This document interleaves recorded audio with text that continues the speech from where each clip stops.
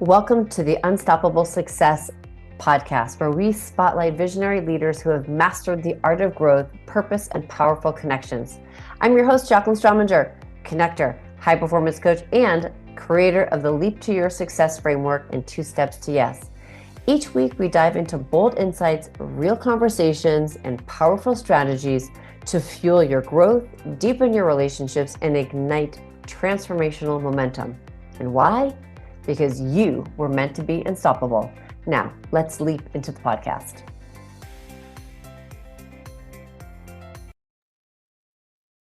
Well, hello, everybody, and welcome to another amazing episode of the Unstoppable Success podcast. And here we hear from amazing leaders, influential people in the world and in society who help us be unstoppable. We will hear their stories, how they themselves have been unstoppable, and they will leave tips, information, and great insights. So today I have an amazing guest, Kelly Ryan Bailey, and let me give you a little information about Kelly because she is a true rock star.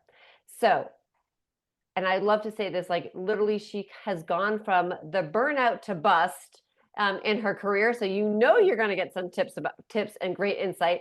So so Kelly is an entrepreneur, a speaker, advisor, investor. She's a model. She's a mama of 3. In 2016, she experienced a debilitating burnout. She had been working over 80 hours a week. We all know that. Traveling 3 days a week, trying to parent 3 children at the same time. Her 5-year-old was diagnosed with dyslexia, ADHD, and high anxiety.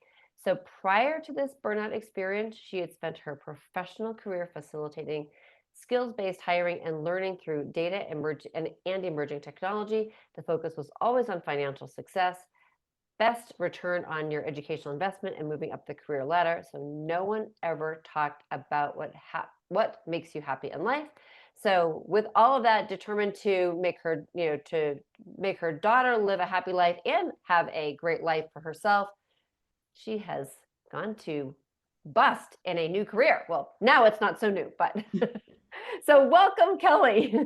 Thank you so much, Jacqueline. That's so kind of you. It is wonderful to be here. Thank you again. You're welcome. So, okay, so first of all, I mean, we all know, like we all experience, I mean, at least I would think a lot of us have Yeah. experienced the overwork, the burnout. Some of us go on vacation or don't actually, because that's actually part of that whole burnout. Uh, so, what was the sign for you, that was like, oh, I'm done. Like, what was your You're aha done. moment? Yeah.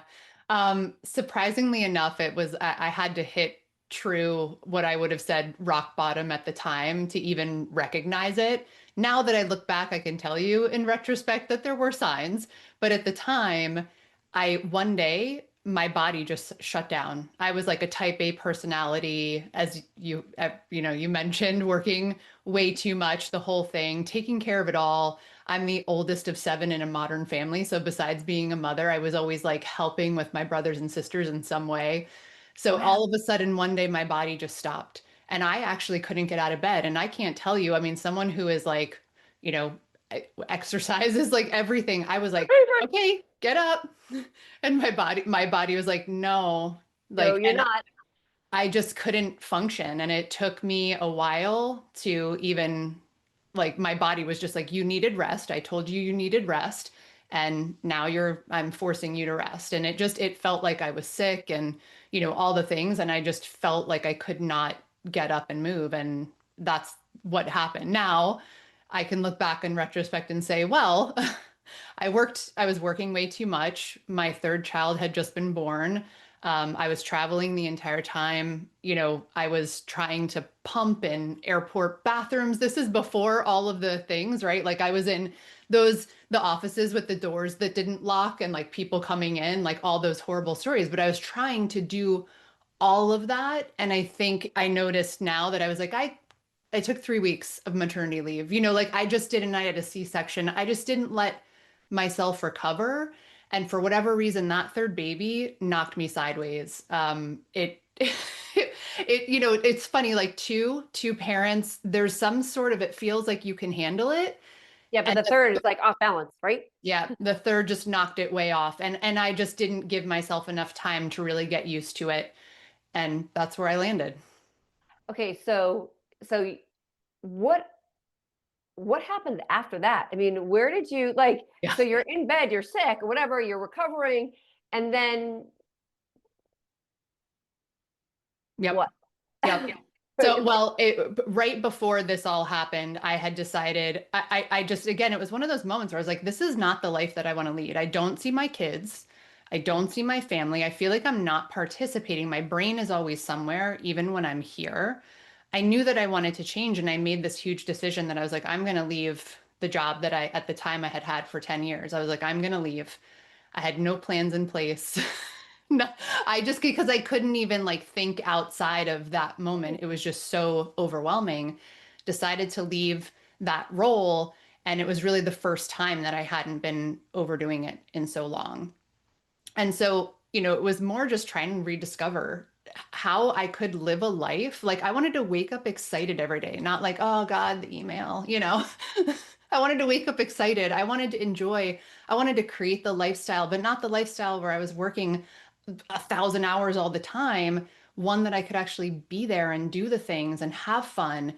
And I just didn't know how to do that yet. So as I was laying in bed, the number one thing was for me, like I said, I mean, the burnout had a lot of other, I had some health issues going on that, autoimmunes that had developed and things. So there was a number of reasons of why it led to this bed moment.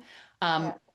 I always want to clarify that although I wasn't in a good mindset, I was not suicidal or anything. I just was like, I have nothing, like, I just felt like, what is this about? Like, how can I not figure this out? And there Perfect. was this one moment, and I say this because, my mother is amazing and she's a great, like, she's always been like a tough love kind of Right. mother. And, I was just probably crying over not getting the kids to school yet again because I was barely hanging on. And she's holding my baby on her hip. And I mean, I'm just bawling. And she slapped me across the face so hard. And she was like, "You're a mother. You're, 35 years old at the time, right? Like, get yourself together. You have this whole life. Like, what is your problem?" And it wasn't until that moment that I was like, all right, I got to figure this out. And it was a slow process at first. It was like the basics. How do I take care of myself? How do I build the life? How do I do the things? And then I just started slowly doing and one step at a time and one thing. And I had always wanted to own my own business. And I had actually owned my own businesses a number of times, but I just really never thought of that as my full-time thing. Right. I wanted to figure out how to grow that business, not because I just wanted some billion-dollar tech business, but because I wanted the lifestyle. And I had no idea how to do that. So it was just the little things at the beginning to say, okay, this is the goal. This is what I want. I'm going to do it and I'm going to figure it out. And I'm going to take whatever steps it will to get me there and move forward. And I also say this because a lot of people think, although I'm very lucky in life, I wasn't in a position that I couldn't work. Like I had to work, I had to help provide for the family. And so it wasn't, I mean, it was so stressful at the time. I'm so glad that I did it, but there were so many things that did not make sense. It was like, how can you stop and not work and try to figure this out? But that's just where I was mindset wise. And I knew I had to change and I knew that I had to focus there. And I'm so grateful that that happened. Again, silver lining of a crazy Right. moment. Right. No, it's really great. So did you, you know, sit down and like start writing what you wanted, kind of like create that vision and mission and purpose statement? Yeah, it was almost that. It was like it started with, I think I had been reading a lot of self-help books and I think there was one by Mel Robbins that was the one that helped me get out of bed, the 5 second rule. Yep. Yep. And then there was, I think, a book, one of the Rachel Hollis books that had a journal. And that was, I think, when I started, because I just didn't know how to write it out yet. And that was the first guided journal. It sort of prompted you to think through, like, what's that big picture? What is the life that you want to lead? And how do you then, and then it was like, okay, how do I like reverse steps from there. And what do I do first? What do Yeah. I do next? What do I, and there is a lot. I work with a lot of coaches. I asked for help too, because it is feels a little daunting when you sit down by yourself and say, okay, how do I figure this out? Sometimes it's helpful when someone else can hear and give you their outside perspective and kind of say, oh, well, these are the things that you're really good at. And you don't might not necessarily think those are the things. And you start to piece it all together. What can I do that will make me happy, make me enough money, and, fulfill me in that way? And that's, but key thing that you asked, that you just said, and listeners, I kind of really want you to hone in. You asked for help.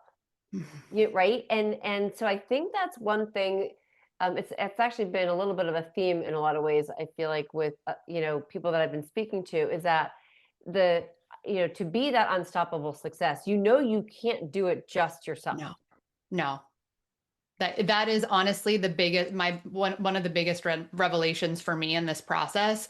Again, someone who was so used to helping others, I very rarely asked for help, and I learned, almost the hard way that it's impossible to do it by yourself. It's very important to ask for help. And now I think of all the things, I mean, I could never do any of this without the amazing family and team around me that make it all possible. Right. Right. And so was there a moment when you were where, obviously where you said, like, before, like you said, like, I didn't ask for help, and I'm like, ooh, like, now I really, like, I need to have ask for help. Hmm. Was there a moment that made me think, should I ask for help? Yeah. Um, I wish I had this shining moment. I think it felt more. I tried by myself, and then it just was a moment of, I don't think I can do this by myself, and I was afraid. Again, being not in a financially stable position at the time, the thought of paying Yeah. for anything at like additional at that moment felt so strange. And now I think of it very differently. Investing in yourself as opposed to thinking of it like an expense, investing in yourself, the one who needs to be able to do all of the most amazing things to make your life possible, is the best money you will ever spend. Right on yourself. Hmm. Um, Darren Hardy shares about how he had heard or sat and went to a Jim Rohn event, and it was at that event that I think Jim Rohn had said, 10% of your income needs to go into yourself. Mm, I don't know. I mean, so I don't, important. right? Like, and that Yep. was like a number that has kind of like stuck in my head. Like, you, you know, re always be learning and investing in yourself. Hmm. So true.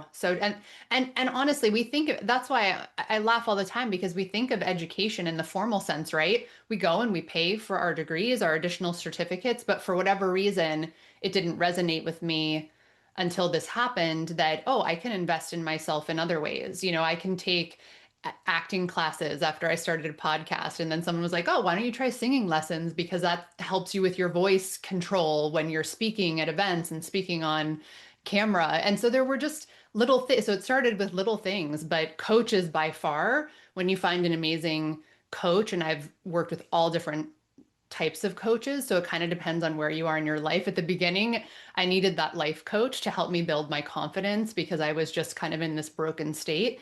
And now these days, depending on the next step that I'm trying to take, that will depend on the type of coach that I might reach out to. I work with a lot of business coaches, but therapists are important. Again, it's like that team around you to make you the strongest that you possibly can be, mind, body, the whole thing.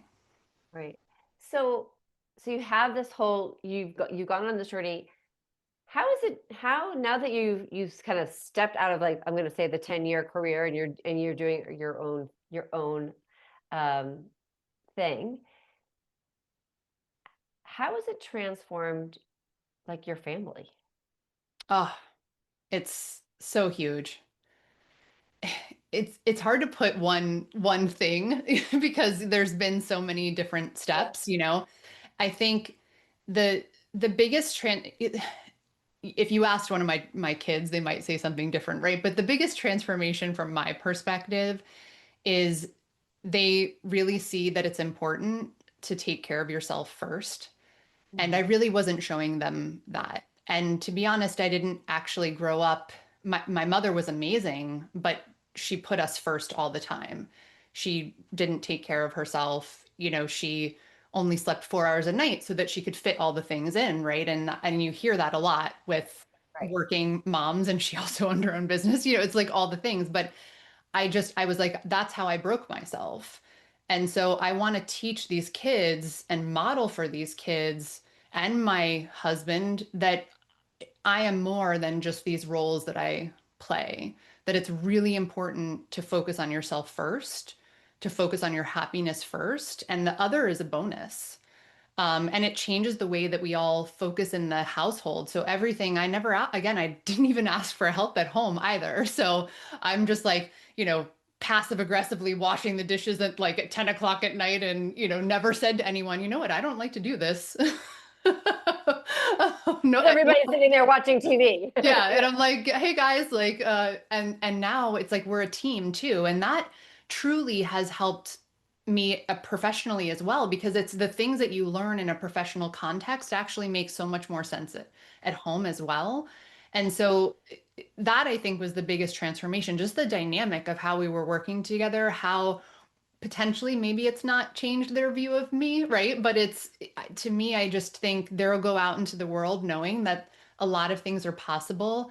It's great to have boundaries. It's great to say no. It's great to take care of yourself. And I just don't think a lot of, I mean, I just wish for every woman on the face of this earth that they have the opportunity to be able to do that for themselves and show their families that, because strong women, uh, you just, it changes everything. So it does. You know what? I think that is so important. Having being the role model for our family is so important. So talk to me about how you came up with the business that you're doing now. Like Yeah. where did that piece come into it? And it's been a journey, because this is actually, I'm in the process of we just launching this new business, and I'm a serial entrepreneur, so I've had so many different businesses. But at the time I was, you know, I had been trying to think of it, what I was working on in the moment and what would make the most sense in that time. And at that time, I had spent the majority of my career working on facilitating skills-based hiring. And so most of the hiring, even still a little bit to this day, although I think it's changed significantly in the amount of time that I've had this great opportunity to work on it. But, you know, people were really only measured off of their formal education and maybe the job titles they had. And I believed that there's a lot, if you lift the hood of the car of every person, right? Underneath it all, there's so much that we do that is never accounted for in a professional context. And I really wanted to change that. And so at the time, it made sense to build a business around all of this work that I had been doing. I'd been working with so many companies, and I realized, I'm actually, even though I'm not consulting with them directly, the relationships seemed very similar. So it seemed like an easy navigation to say, hey, I'll keep doing what I'm doing. I'll make it into my own business and we'll go from there. And then over time, I realized I wanted to evolve from there too. And that's the beauty of when you go and you figure out that there's no limits in the way that you live your life, right? You have the chance to say, much like you were describing with the podcast, Right. guess what? I'm ready to take this next step. I'm ready to incorporate this portion of my life, or something's changed and it's opened my eyes to this new possibility. And that's where I landed. I just realized skills was too small. The backbone of all of that work was really innovation and transformation. And the way that I was able to step in and help these businesses transform and help, small, even startups and medium-sized businesses look totally different than the way they looked before, that felt like a bigger thing. The way that I could help leaders evolve and find themselves and, move on, be the best they can in their life, and how that helped those businesses. Just felt like there was so much more to it. And I also wanted to bring other people in. So at the time, the business was so focused on me as an expert in this particular space. And not that my expertise still doesn't come into the new business, but I really wanted to invite other experts and thought leaders into the business so that we could go out and sometimes work in team efforts, or just give other solopreneurs a space where they could run their businesses, because I know how difficult it is to run your own business and keeping up with the books and all those things. And so that idea of an agency, having an agency, an innovation agency, is really what came to that. So the name of the business is Calimera Future. And again, this is like, when if someone looked back into my past, they'd be like, where did this come from? But in fact, it actually makes complete sense. It's just all the work I've been doing. Just, skills is still there. It's just not the main focus of the business. That's so I love that, and bringing people together and being able to offer things. It's not just, it's not you. It's, I mean, you're part of it, but it takes the business away from, as you said, the focus off of you, but of really what you can do for so many people, and Exactly. bringing people in together to do that. So what is the biggest thing that you feel that the agency can do, and that you like, that where do you want to see it? Yeah. So I part of the reason why the idea for this business came around is I read a book called I think it is called Let It Go. And it's a book by a uh, well, I want to say she was a refugee to England during World War II, and she was also a mother that built a business. She ended up building a tech consultancy business that she then, the employees actually owned all the shares in, and eventually, when she sold the business, they all did very well, but they shared in the revenue. And so this concept of this community as opposed to a standard business format was part of the reason why, I wanted to create the space for this. And part of what, again, mentioning we have other thought leaders and experts that work with us. And so they can go out and, of course, they can do their consulting work through the business. And we continue to do that, a lot of innovation and transformation work. A couple of us also do fractional executive work. But my favorite part about all of this is the workshops. And so the workshops, and I would also say, I guess, the retreats, because we do a lot of innovation retreats. It's probably not the forefront. Right. I love the retreats, don't get me wrong. I love to get together with a group of people over a period of time and, kind of build something new, birth something new, at the end of it. It's delightful. But the workshops are my favorite part because it ingests just the right a bit of, transformation and innovation perspective at a bit with a business at the right time. It's not just a one and done kind of moment. It's a like, let's come in, let's do a series, a quick rapid. It's almost like a, you know, what do we call this it's almost like a sprint. Yeah, right. This Yeah, quick little, right. yeah, this quick little sprint. You're in this moment, like a merger has happened, an acquisition has happened. You're reducing a business unit, like something is happening major in the business, and you need to get your team ready for a major change. And it's like, but we're not ready to like bring in a whole crew to do this work. We want our internal team to do this work. But how do you get them ready? Most people, when they've been working at a business, have been in an operational mindset. A change in innovation, a transformation mindset is very different. And so just like I was saying, just with the coaching work that I've done, it's very similar. We love to just come in and give these teams this moment to go to the next level and build up these skills that they thought they probably had, but they forgot about. And it's like just how to bring it into this context and take you guys to the next level. And then they go off and they do amazing things. I absolutely love that. I love the whole idea of creating that transformation for people and helping them, because you're also helping them almost like rediscover their superpowers in a way to help them Mhm. elevate to their greatest success. Um, Yes. Kelly, you are so remarkable. How can people connect with you, learn more about the retreats, the workshops? Um, Oh, thank you. Well, anyone can, of course, follow me on LinkedIn or Instagram at Kelly Ryan Bailey. And all of my information, contact information is available on the website, kellyryanbailey.com. Awesome.